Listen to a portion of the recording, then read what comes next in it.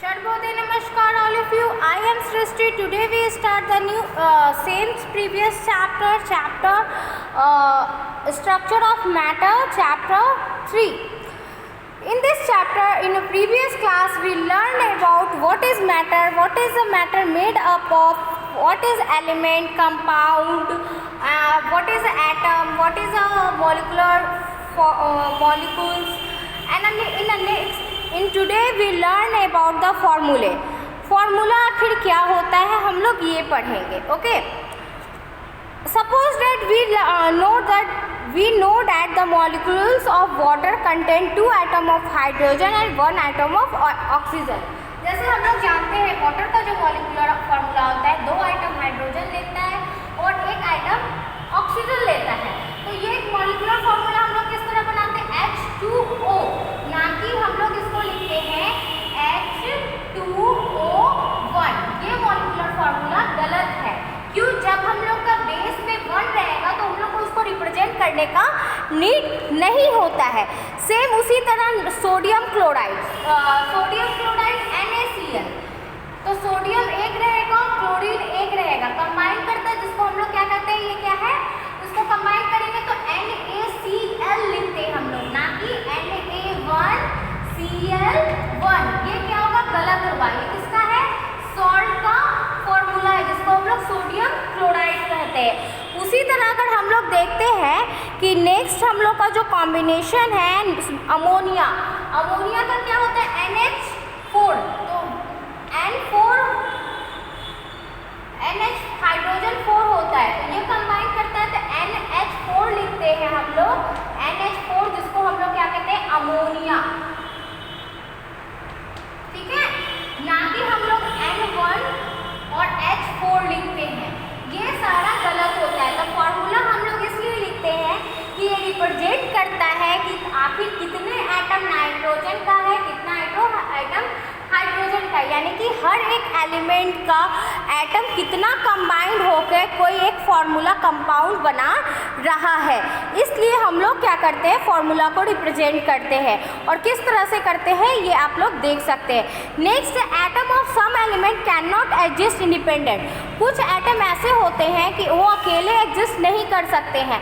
जैसे ऑक्सीजन अकेले एग्जिस्ट नहीं कर सकता, हाइड्रोजन एग्जिस्ट नहीं कर सकता, इसीलिए हम लोग इसको O2 लिखते हैं, H2 लिखते हैं. इसकी कैपेसिटी नहीं होती कि वो सिंगल एटम के साथ रह सके, इसीलिए ये किस एलिमेंट की ये कंबाइंड फॉर्म में रहता है.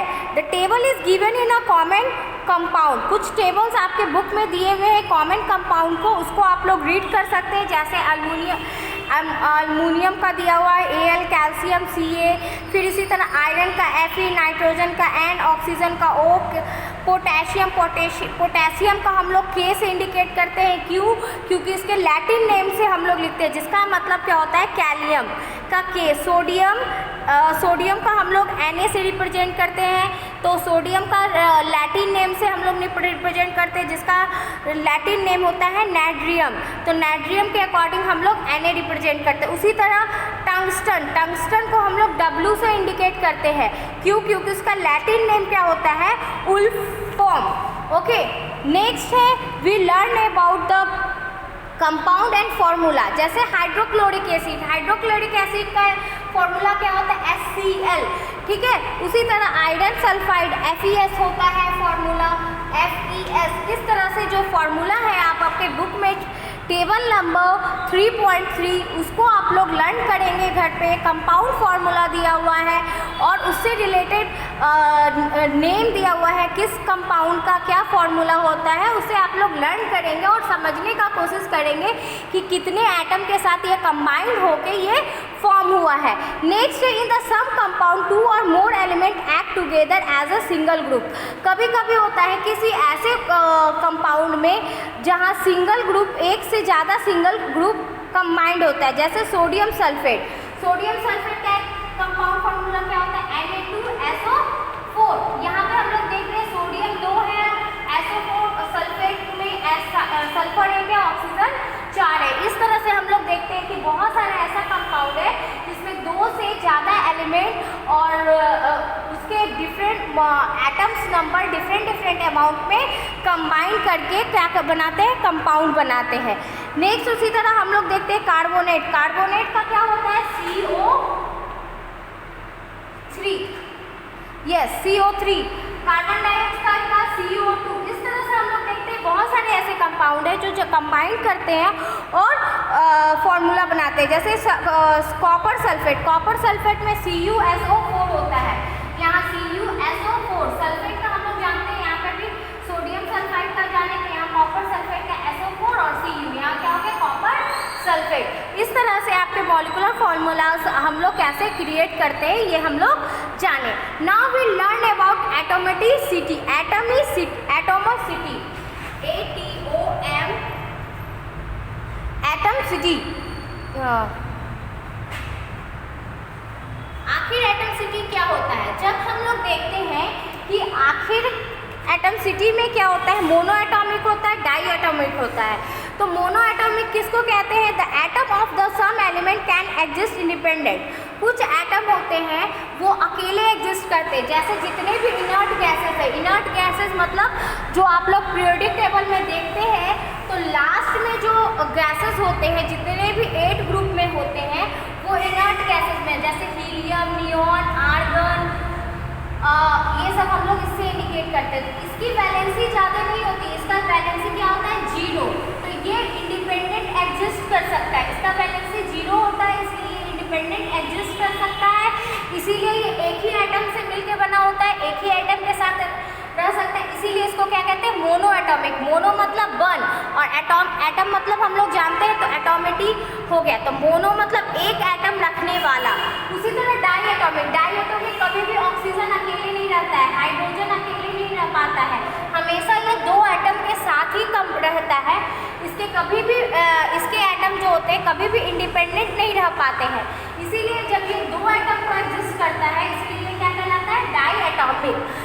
ठीक है, इसको हम लोग डाई एटॉमिक कहते हैं। तो the formula of diatomic, the definition of diatomic is example of molecules of hydrogen, nitrogen, oxygen and chlorine have 2 atom of each। इन सब का क्या होता है, 2 एटम होता है हर एक में, इसलिए इसको हम लोग क्या कहते हैं, डाई एटॉमिक एलिमेंट। अब now we learn about atomicity. Atomicity कितना है, जो एलिमेंट जितने अमाउंट में एटम रखता है, जैसे यहाँ पे हीलियम 0 रखता है, अगर हाइड्रोजन देखे तो 2 रखता है, ऑक्सीजन 2 रखता है, कुछ 3 रखेगा। तो जितने एलिमेंट है जो जितना कैपेसिटी होता है उसको एटम रखने का वो क्या कहलाता है, atomicity. Okay, now we learn about what information does a formula give. आखिर हम लोग जो फॉर्मूला बनाते हैं वो क्या इंफॉर्मेशन देता है। तो first things is water is made of 2 element. अगर हम लोग वाटर का मॉलिक्यूलर फॉर्मूला लेते हैं H2O, तो यहाँ पे हम लोग देख रहे हैं कि वाटर किस चीज़ से मिलकर बना है, हाइड्रोजन और ऑक्सीजन। तो कोई भी मॉलिक्यूलर फार्मूला ये इंफॉर्मेशन देता है ये किस किस एलिमेंट से मिल के बना होता है। फर्स्ट थिंग्स ये इंफॉर्मेशन दिया। सेकंड थिंग्स ये इंफॉर्मेशन ये देगा कि हर एक एलिमेंट्स के कितने एटम आपस में कंबाइन किए हैं। तो जैसे यहाँ हाइड्रोजन के 2 एटम, ऑक्सीजन का 1 एटम कंबाइन किया है, ये बताता है। अब ये बताता है कि अगर हम लोग नेक्स्ट थर्ड है कि ये H2O है, उसको हम लोग मल्टीप्लाई करेंगे 5 से चाहे किसी से, तो उसका वैलेंसी क्या होगा। तो जैसे 5 × 2 ये कुछ नहीं है, तो ये कितना हाइड्रोजन हो गया, 10 हाइड्रोजन हो गया, और उसके साथ कितना ये हो गया, ऑक्सीजन कितना हो गया, यहाँ पे कुछ नहीं यानी कि 1 है, तो 1 × 5 ऑक्सीजन। तो इस तरह से ये एक फॉर्मूला क्या बताता है कि कितना कौन कौन सा एलिमेंट कंबाइन कर रहा है, कितने अमाउंट में कंबाइन कर रहा है। अगर हम लोग प्रोपोर्शन उसका चेंज करते हैं तो क्या फॉर्म, कितना कितना अमाउंट ऑफ हाइड्रोजन या एलिमेंट के एटम कंबाइन हो जाते हैं, या कितने कितने एलिमेंट के एटम कंबाइन किए हुए हैं। तो ये 3 और इन्फॉर्मेशन कौन देता है, फॉर्मूला देता है। Now we learn about valency. Valency क्या है, the valency of an element or a group denote the combination capacity. Valency किसी भी कंपाउंड का या एलिमेंट का ये बताता है कि उसका कंबाइनिंग कैपेसिटी कितना है, वो कितने अमाउंट तक कंबाइन कर सकता है। जैसे हमारा कैपेसिटी है, हमारी कैपेसिटी है 2 रोटी ईट करने की तो हम 2 रोटी ही ईट कर सकते हैं। अगर हम लोग को 5 मिल जाएगा या 1 मिल जाएगा तो उससे हम लोग सेटिस्फाइड नहीं होंगे। तो ये बताता है वही कैपेसिटी के अकॉर्डिंग जैसे जैसे एलिमेंट्स की कैपेसिटी होती है, वैलेंसी होती है, उसके अकॉर्डिंग वो कंबाइन करता है। जैसे हम लोग अगर देखते हैं सोडियम और क्लोरीन, चाहे फिर देखते हैं हाइड्रोजन और ऑक्सीजन, तो हाइड्रोजन का एटॉमिक नंबर क्या होता है? हाइड्रोजन का एटॉमिक नंबर 1 होता है। ऑक्सीजन का एटॉमिक नंबर क्या होता है? 8 होता है। तो ये कंबाइन करता है, तो इसमें कितना होता है? इस तरह से कंबाइन करने का इसका कैपेसिटी होता है, तो ये क्या करता है? कंबाइन कर पाता है। तो इसका जितना भी वैलेंसी होता है उस वैलेंसी के अकॉर्डिंग ये कंबाइन कर पाता है। जैसे यहाँ पे हाइड्रोजन का दिया हुआ है 1, सोडियम का 1 होता है, क्लोरीन का भी 1 होता है। तो हम लोग इस तरह से समझ सकते हैं, जैसे देखिए आप लोग सोडियम और क्लोरीन, सोडियम क्लोराइड यानी कि NaCl कैसे कंबाइन करता है? सोडियम के पास एक ज़्यादा वैलेंसी होता है, इसको हम लोग क्या करते हैं? प्लस से इंडिकेट करते हैं। एक वैलेंसी ज़्यादा है, क्लोरीन के पास एक वैलेंसी कम है, मतलब इसको ऑक्टेट पूरा करने के लिए, मतलब इसको ऑक्टेट एक कैपेसिटी होता है हर एक एलिमेंट का कि वो इस्टेब्लिश होना चाहता है। कोई भी अगर हमारे पास घर नहीं है, पैसा नहीं है, तो जो नहीं है हम लोग उस चीज़ को लेना चाहेंगे ना। उसी तरह यहाँ सोडियम के पास वैलेंसी एक ज़्यादा है इसके पास और क्लोरीन के पास एक कम है, तो ये क्या करता है? एक दूसरे के साथ कंबाइन करके कंप्लीट हो जाता है। तो यहाँ पे क्या हो गया? इसका एक ज़्यादा भी नहीं रहा और इसका एक कम भी नहीं रहा, इस तरह से कंबाइन करता है। तो वैलेंसी क्या है? वैलेंसी एक ऐसा थिंग्स है, वो कैपेसिटी है, कॉम्बिनेशन कैपेसिटी है किसी भी एलिमेंट को कंबाइन करने के लिए। जैसे सोडियम में एक ज़्यादा है, क्लोरीन में एक कम है, तो दोनों एक दूसरे के साथ कंबाइन कर लेगा, एक ज़्यादा वाला इसको दे देगा, ये कम वाला क्या करेगा? एक्सेप्ट कर लेगा, तो दोनों क्या हो गया? बैलेंस हो गया। तो कोई भी कंपाउंड तभी फॉर्म करता है जब उसको ज़रूरत होगा। जैसे इनर्ट गैस कभी भी क्या होता है? कॉम्बिनेशन नहीं करता है। जैसे हीलियम हो गया, आर्गन हो गया, नाइट्रोजन हो गया, क्रिप्टॉन हो गया, ये सब इनर्ट गैसेस है जिसको हम लोग कहते हैं ये फुल होता है अपने आप में, ये ऑक्टेट कंप्लीट किए रहता है, जितना इसको कैपेसिटी है वो अपना फुलफिल है। जब किसी के पास अपना कैपेसिटी फुल रहेगा तो वो किसी और के पास क्यों जाएगा? जब हमें अपने घर पे प्लम्बर का नीड नहीं होगा तो हम अपने घर पे प्लम्बर क्यों बुलाएंगे? उसी तरह सारे एलिमेंट के पास जिसके पास नीड होता है वो क्या करता है? कंबाइन करता है, अदरवाइज जो फुलफिल रहते हैं वो एक दूसरे के साथ कंबाइन नहीं करते, इसलिए इनर्ट गैसेस कंबाइन नहीं होता है। Next we learn about writing a formula. हम लोग फॉर्मूला को कैसे राइट करते हैं? तो हम लोग फॉर्मूला को राइट करने के लिए क्या देखते हैं? The symbol of element group it made up of and, मतलब जो सिंबल होता है एलिमेंट्स का वो ग्रुप का मेड करता है, बनता है। फिर वैलेंसी जो होते हैं, valency of the element group it made up of, और वो क्यों बनता है? वैलेंसी से बनता है। तो इस तरह से हम लोग देखते हैं जो रिटन फार्मूला होता है, जैसे हम लोग सोडियम क्लोराइड का लिए, अमोनिया का लिए, सॉल्ट का लिए, तो इसके जितने भी कंपाउंड हैं तभी फॉर्म करेंगे जब इसका वैलेंसी रहेगा, इसका कॉम्बिनेशन कैपेसिटी रहेगा, उसके अकॉर्डिंग ही हम लोग ये कंपाउंड फार्मूला मतलब फार्मूला को क्रिएट करते हैं। Right the symbol of element group side by side, और हम लोग कैसे लिखते हैं? किसी भी एलिमेंट का कंपाउंड को हम लोग साइड बाय साइड लिखते हैं। ये नहीं कि पहले नाइट्रोजन लिख दिए, फिर हाइड्रोजन लिख दिए, फिर ऑक्सीजन लिख दिए, एक साइड से हम लोग सारा उसको राइट डाउन करते हैं। नेक्स्ट है divide by the common factor in their valency, और फिर हम लोग क्या करते हैं? इसको डिवाइड करते हैं, इसका जो वैलेंसी होता है यानी कि कैपेसिटी, कॉम्बिनेशन कैपेसिटी जितना होता है जिसको हम लोग वैलेंसी करते हैं उसके अकॉर्डिंग इसको हम लोग क्या करते हैं? डिवाइड करते हैं। फिर interchange the numbers obtain and write then in the base, हम लोग क्या करते हैं? इंटरचेंज करते हैं। जैसे यहाँ पे हाइड्रोजन 2 है, ऑक्सीजन 1 है, तो इसको क्या किया? इंटरचेंज किया और उसको कहाँ पे लिखे? बेस में लिखना स्टार्ट करते हैं, ना कि ऐसे लिख देते हैं। ऐसे हम लोग नहीं ना लिखते हैं हाइड्रोजन और ऑक्सीजन को, तो ये तो गलत हो जाएगा ना। हम लोग बेस में लिख के इसको राइट करते हैं। तो आई होप आप लोग समझ गए होंगे कि मॉलिक्यूलर फार्मूला को किस तरह हम लोग राइट करते हैं। Writing of formula in ammonia, ammonia का भी हम लोग उसी तरह लिखते हैं जैसे सोडियम अमोनिया का हम लोग बताए तो इस तरह से लिखे। Already I tell you how we write the molecular formula of ammonia. Now we learn about writing the formula of aluminium sulphide. कुछ ऐसे अल्युमिनियम सल्फाइड है जिसका क्या होता है Al2, अल्युमिनियम सल्फाइड का फॉर्मूला क्या होता है Al2SO4। देखो Al2SO4 और इसके बेस में हम लोग 3 लेते हैं, इस तरह से हम लोग लेते हैं। कभी कभी हम लोग कुछ मॉलिक्यूलर फार्मूला को इस तरह से रिप्रेजेंट करना होता है। It is made of aluminium और सल्फाइड। ये किससे मिल के बना है एल्युमिनियम और सल्फाइड का। तो एल्युमिनियम कितने एटम में लिया तो 2, और सल्फर ऑक्साइड कितना है, सल्फर कितना है 1, सोडियम ऑक्सीजन कितना है 4।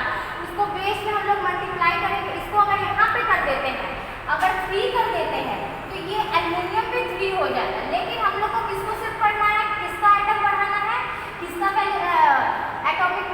एटॉमिसिटी को बढ़ाना है, तो सल्फर का और सिर्फ ऑक्सीजन का बढ़ाना है। इसीलिए हम लोग इसको क्या किए ब्रैकेट में करके बेस 3 कर दिया, यानी कि 3 से ये मल्टीप्लाई होगा तो सल्फर कितना हो गया 3 हो गया, और ऑक्सीजन कितना हो गया, सल्फर कितना हो गया 3 हो गया, एल्युमिनियम कितना हो गया 2 एल्युमिनियम है, और ऑक्सीजन कितना हो गया 4 3 12 ऑक्सीजन हो गया। इस तरह से हम लोग देखते हैं कि इसका हम लोग इस तरह फॉर्मूला को राइट डाउन करते हैं। Now we learn about the chemical equation. हम लोग केमिकल इक्वेशन को कैसे लिखते हैं। एक रिएक्टेंट होता है, रिएक्ट होता है। तो रिएक्टेंट किसको कहते हैं, द एलिमेंट और compound that take part in the chemical changes is called reactant. जैसे अगर हम लोग देखें हाइड्रोजन और ऑक्सीजन को यहाँ पे देखते हैं, तो जो एलिमेंट रिएक्ट करने में पार्टिसिपेट कर रहा है, जैसे हाइड्रोजन और ऑक्सीजन ये रिएक्ट करने में पार्टिसिपेट कर रहा है तो ये रिएक्टेंट होगा, और उसके बाद जो रिजल्ट बना ये क्या कहलाएगा हमारा प्रोडक्ट, ये प्रोडक्ट कहलाएगा। यानी कि जो एलिमेंट एक साथ कंबाइन होके रिएक्ट करने में काम कर रहा है वो रिएक्टेंट कहलाएगा, और जो बनाएगा फाइनल वो क्या कहलाएगा प्रोडक्ट कहलाएगा। तो हम लोग केमिकल फार्मूला को हम लोग किस तरह से लिखते हैं, a chemical equation show as a result of chemical reaction in which the reactant and the product are represent by a symbol और फार्मूला। इसको हम लोग किस तरह से रिएक्ट करते हैं, सिंबल और फार्मूला के अकॉर्डिंग हम लोग केमिकल इक्वेशन को रिप्रेजेंट करते हैं।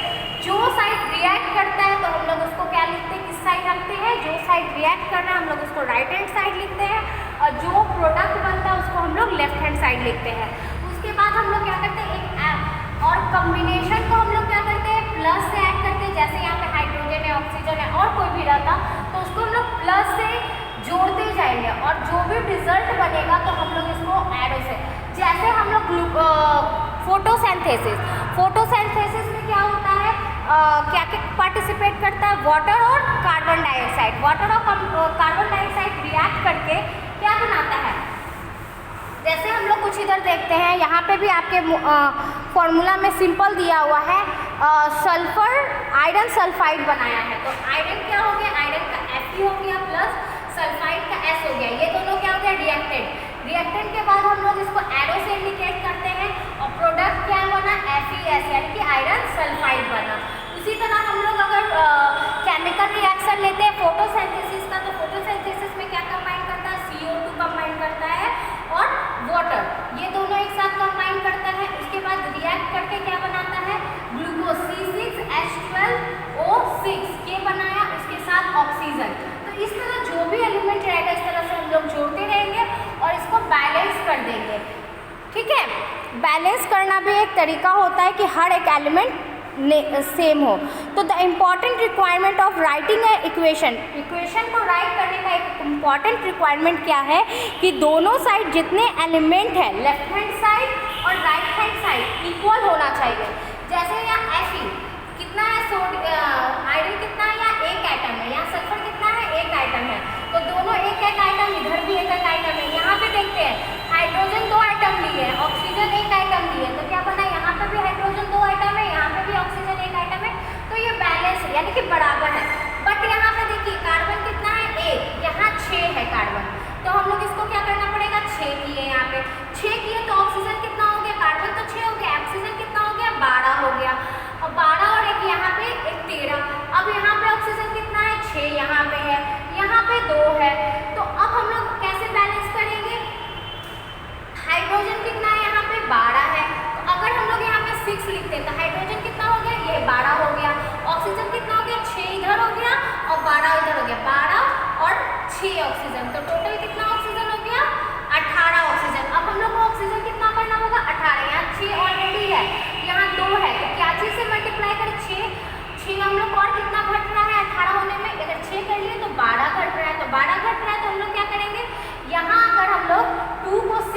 देंगे तो 6 2 जा 12, तो बैलेंस हो गया। यहाँ देखो, अब देखिए यहाँ पे हाइड्रोजन कितना हो गया, 6 × 2 यानी कि 12, यहाँ पे भी 12 हाइड्रोजन। ऑक्सीजन कितना हो गया, 6 और इधर 12, 6 × 12, तो टोटल 18 हाइड्रोजन हो गए। इस तरह से ये सारा कॉम्बाइंड फार्मूला हुआ।